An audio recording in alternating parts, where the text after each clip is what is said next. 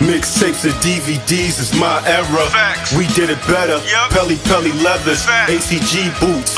We 80s babies and early 90s when it got grimy. I was out of this world, you could not find me unless you check the lobby. Hustling was my hobby. We was lobby boys before Jim Jones. You could catch me in Harlem eating Jimbos. Yeah, you already know this, man. The best bar for bar, West Philly, motherfucking Freck. Shout out to that motherfucking street fan, my man Loso. Now, Freck Billionaire is a rapper from West Philadelphia, Pennsylvania. At a young age, Freck began to work at a daycare, but after wanting more, he would hit the streets to make money. By age 18 to 22, Freck was arrested 19 times. 2 weeks after Freck was released from prison, him and a friend drove to New York. And after Freck rapped for Tone of the Trackmasters, he would land a deal with Arista Records with a $100,000 advance. Freck Billionaire will be featured on Tamia's album title track called More, and also went on to work with artists like Foxy Brown and Amarion. After L.A. Reid was fired from Arista Records, Freck would eventually leave and sign to Sizzle Records. Now, after coming to Brooklyn, Freck would meet Fab through a mutual party, and after seeing Fab on a regular, they eventually build a close relationship. Even though Freck was signed to Sizzle Records, Freck would be closely affiliated with Fabolous and even reps his Street Fan brand. Freck would appear on Fabolous From Nothing to Something album on a record called This Is Family, which featured Ransom, Red Cafe, Joe Button, and Paul Kane. Freck put out a number of mixtapes in efforts of building his buzz, and also made a few videos where Fab had appeared in. Now, after Freck solidified his spot at Street Fam, Freck would start working on the Street Fam album compilation, along with Fabolous, Paul Kane, and Red Cafe. Now, it's unclear why the Street Fam compilation album never was released, but it may be due to the guy's separate solo deals, or maybe even Freck Billionaire's legal issues, because in 2008, Freck Billionaire was arrested for selling crack to an undercover police officer.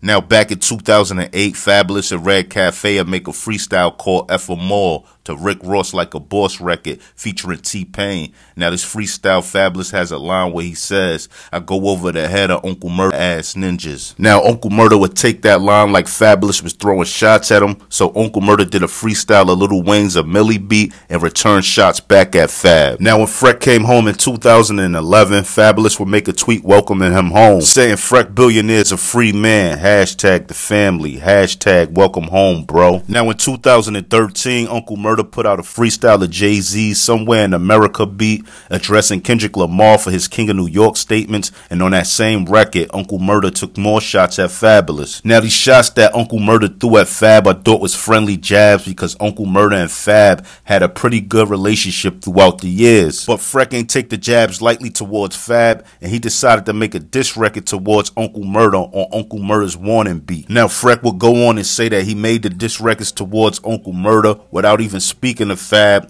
and Freck threw a few more jabs at Uncle Murder, but Uncle Murder never would respond.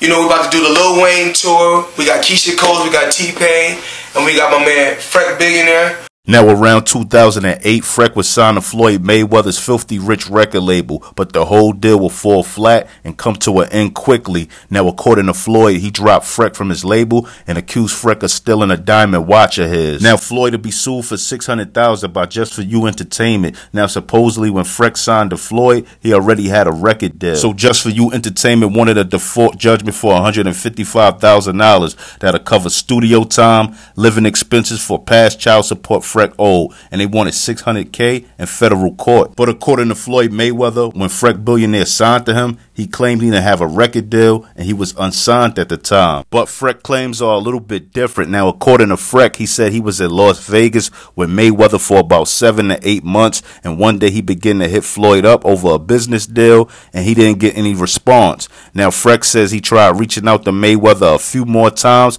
but Floyd still didn't get back to him. So now Freck will link up with one of Floyd's people to explain his frustrations with Floyd, but surprisingly, that associate would get a phone call from Floyd while he was with Freck. And according to Freck, he said he overheard Floyd telling that associate not to let Freck know it was him on the phone because Freck has been blowing up his line. Now, according to Freck, he said at that point he no longer wanted to do business with Floyd and decided to take a plane back to the East Coast. Now, Floyd and his associate would hit up Freck so he could return the watch that Floyd gave to him, but Freck said he wasn't giving it back, and it was like a payment for the time he spent in Las Vegas. Yo, I'm coming to the East Coast in a few days to get that jewelry. I'm like, no, tell them to call me. I ain't giving them nothing. I was out there for that time. I consider this my payment.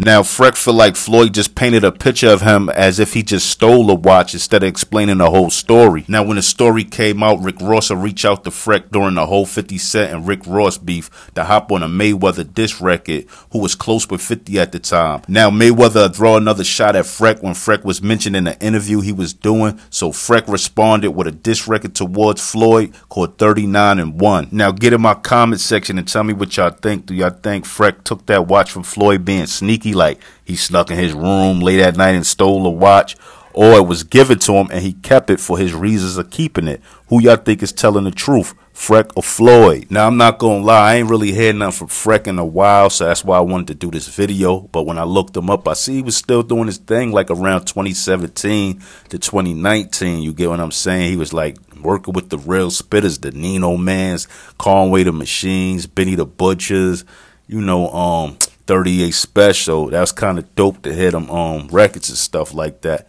What's your favorite Freck the Billionaire freestyle? Let me know. Jump in that comment section. And also let me know what Freck is up to these days. I went to his Instagram page and he wasn't active in a year, so let me know what he up to and all that. But anyway, if you're a fan of these old hip-hop stories, tell a friend and tell a friend about my page. Like, comment, subscribe, and hit that notification bell. More exclusive content coming.